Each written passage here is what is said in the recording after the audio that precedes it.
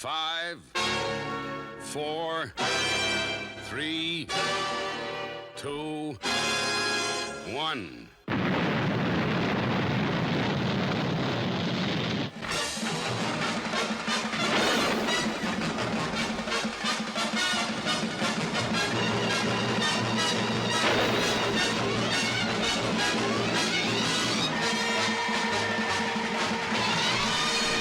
Hello humans, Retro Rocket Man back again with another video. This time round I'm going to be customizing this Super Soaker hand solo blaster. Basically it's just a water pistol and it's made by Hasbro and Nerf and licensed by Disney. Comes in an open box so you can clearly see what the gun is. It's pretty basic, water pistol, blue and orange colours. Nothing like the actual screen used gun in that respect, but otherwise it's not a bad interpretation of Han Solo's DL44. And on the back it's got all the usual warning labels in different languages with the Nerf Super Soaker logo and the Disney and Hasbro logo and naturally the Star Wars logo and some brief instructions on how to use it. It's a nice image of Han Solo holding the gun, an artist's impression. So we're going to take this bad boy out of the box and give it a bit of a paint job, as well as a couple other tweaks here and there. I'm going to start by carefully cutting the tape on the sides of the box to open it up, because I plan to put it back in the box once I'm finished. There's a few extra tabs of tape on the sides as well. This should open up and reveal how the gun is fixed to the cardboard. So I'm just going to carefully push these tabs out. So here's the gun out of the box. Not a bad little unit. Don't like the colours. It's got the usual warning labels on the back in different languages, English, Spanish and whatnot. It's a nice size. Don't like the colours, but we'll do something about that.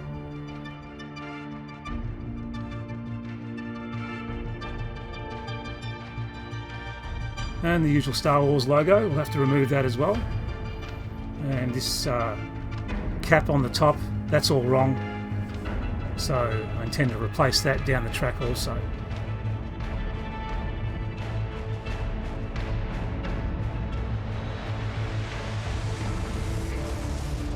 Fortunately, I think this cap should come off rather easily.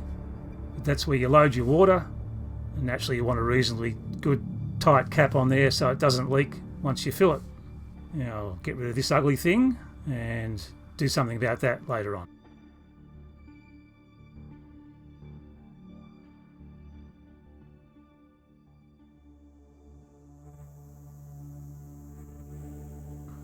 Notice that the sight on this is sitting directly on top, whereas the actual gun itself, the sight is on an angle to the gun, but it is what it is, so we'll just have to overlook that.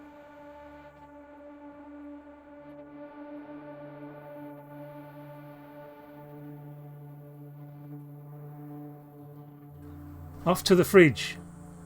I need to get a replacement cap for the scope, the filling point, and I think this should do nicely.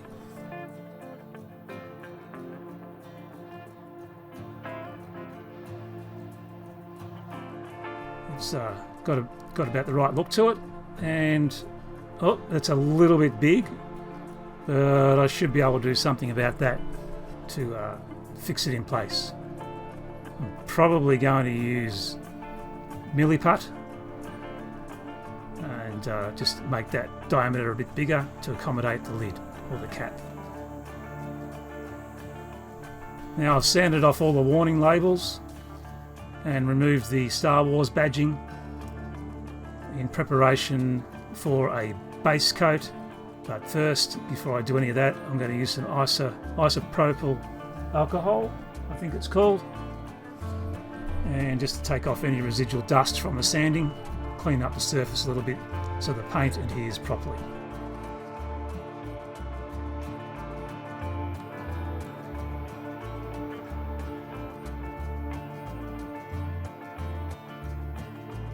Now it's all been primed with a flat grey primer. A little bit of contamination there, but that doesn't matter. It's just going to add to the overall look, because this gun's going to be rustic when I'm done as well. A bit beaten up and scratched, but at least all those god-awful ugly colours are gone, with the exception of the trigger. You can see it's worn through a little bit there.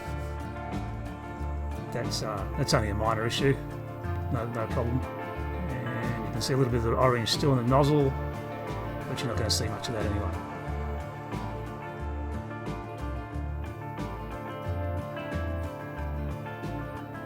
Now we're outside. Time to give it the once over with the black matte, painting the whole gun black. Pretty simple. Just make sure you get into all those tight spots and let it dry.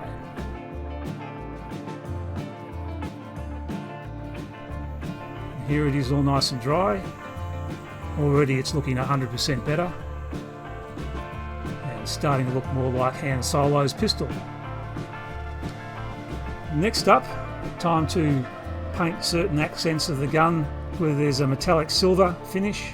Just using some Tamiya chrome silver, brushing it on, and I'll do 2 coats with this eventually. And then I'm going to dirty it down with some shoe polish.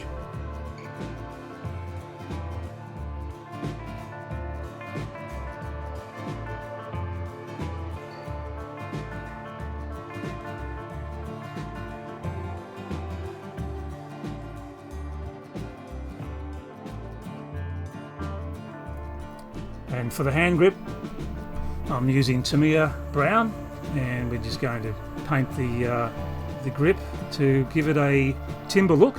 Basically, there's just 2 panels of the grip on either side.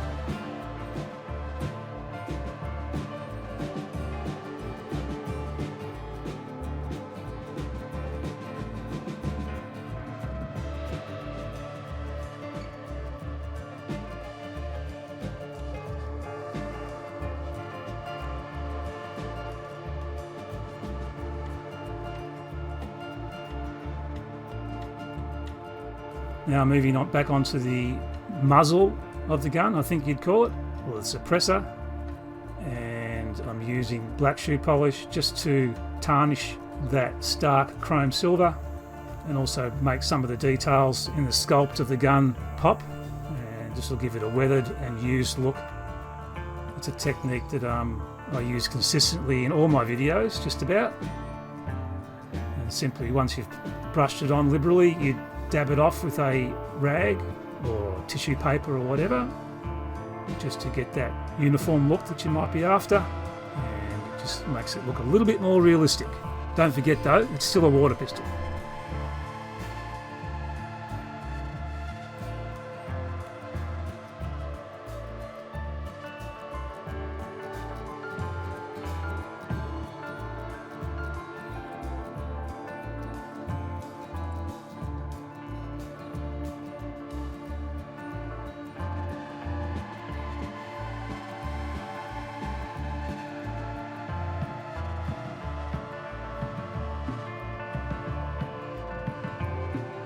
Now I'm painting the hand grips with black shoe polish, just to also get into all the creases to bring out the details. But this time round, I'm going to be leaving the excesses on, and with a brush effect, I'm going to create a wood grain finish. It's a subtle finish, but it looks better than just the flat brown as you see there. It just gives it more texture and more realism.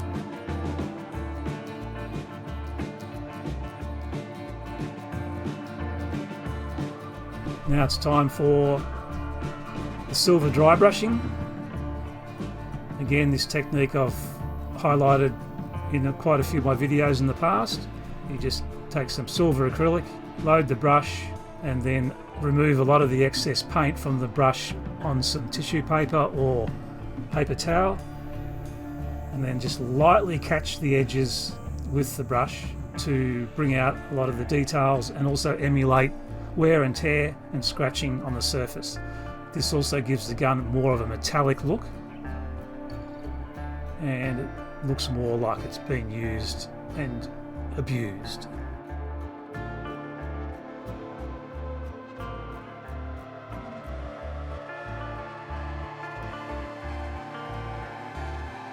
catching certain areas heavier, making it a bit more irregular, just as random damage.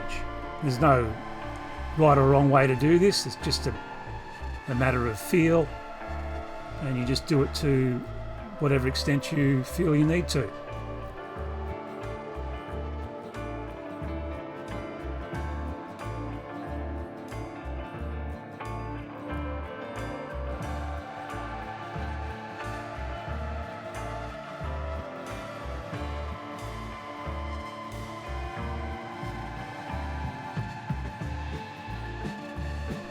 Moving on to the cap that goes on top of the scope where the water is filled, and after I've painted this silver, because it was white originally, now I'm just tarnishing it with the black shoe polish so it blends with the rest of the gun, so it looks like it's always belonged.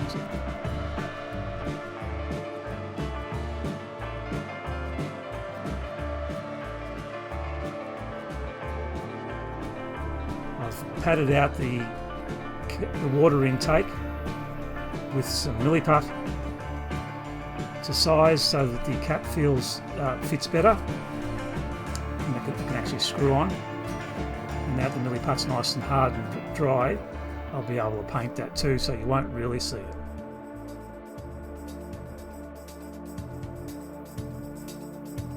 And here we have the end result with the painted cap finished, and I'm filling the tank of the gun with the water as per the instructions, screwing the cap on, and it's ready to fire.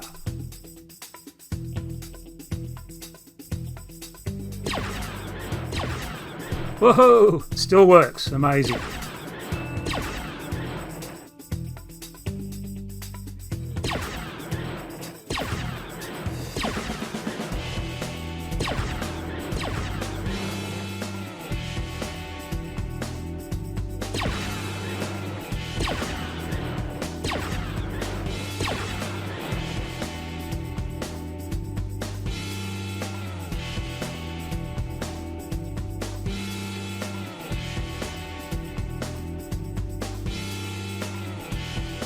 So I've since sealed it with a clear sealer just to protect all the paintwork, and I think you'd have to agree, in my opinion, it looks a lot more like Han Solo's gun,